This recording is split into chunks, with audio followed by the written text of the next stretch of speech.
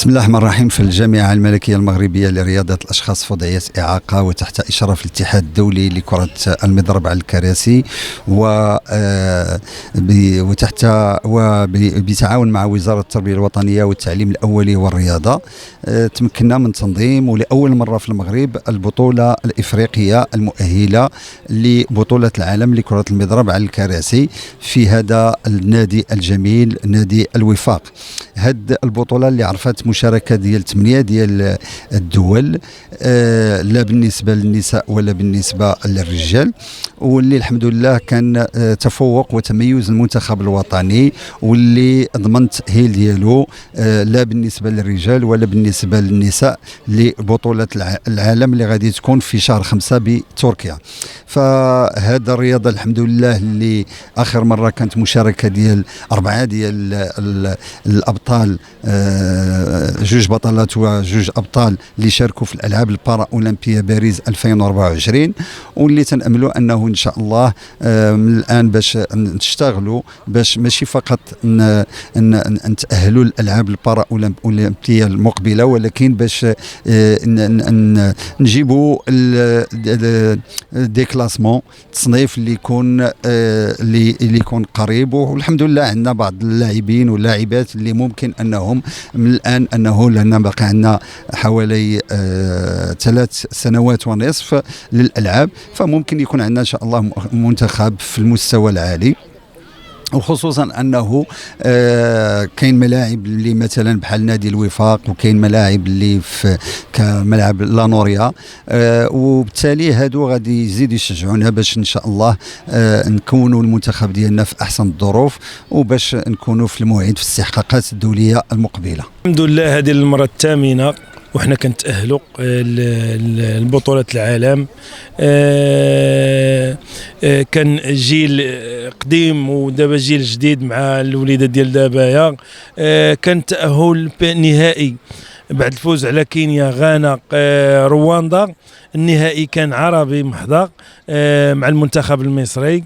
المنتخب المغربي فاز في المباراة الفردية والمباراة الزوجية، يعني 3-0. المباراة من ناحية المباراة الفردية اللي كتجمعني مع الأول ديال المغرب مع الأول ديال مصر، من ناحية التكتيكية فأنا حاولت نتحكم في المباراة ديالي ونكون مركز، وهذا الشيء هذا هو اللي خولني انني نكون واحد الفوز مريح.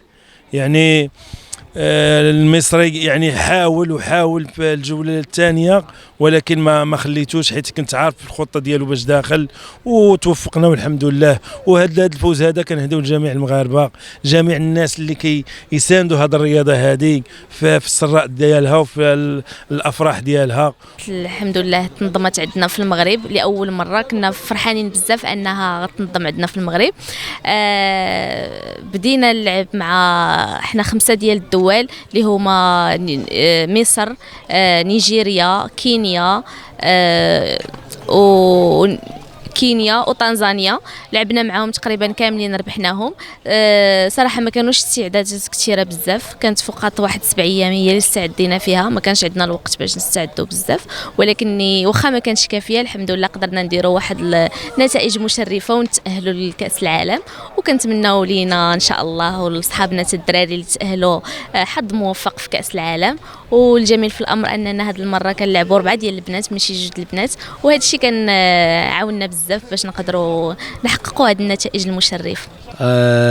بالنسبه لها التظاهره هذه كانت تظاهره جيده، الحمد لله على التنظيم. شكرا كلوب الوفاق، شكرا للجامعه الملكيه لذوي الاحتياجات الخاصه، والحمد لله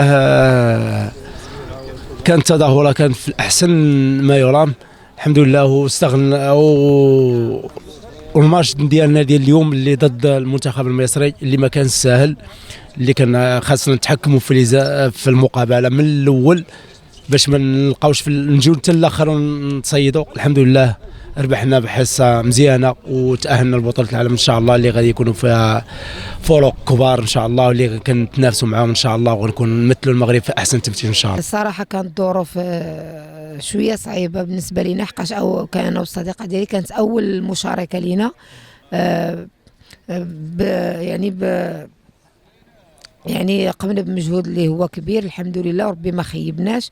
وبالنسبه للصديقات ديالي يعني نجوى عوان وسميره بنيشي اللي هما اصلا في الرانكينغ ديالهم، اللي هما سميره بنيشي البروميير يعني ونيميرو 1، وبالنسبه لنجوى عوان نيميرو 2 يعني، وحنايا نيميرو 3 ونيميرو 4.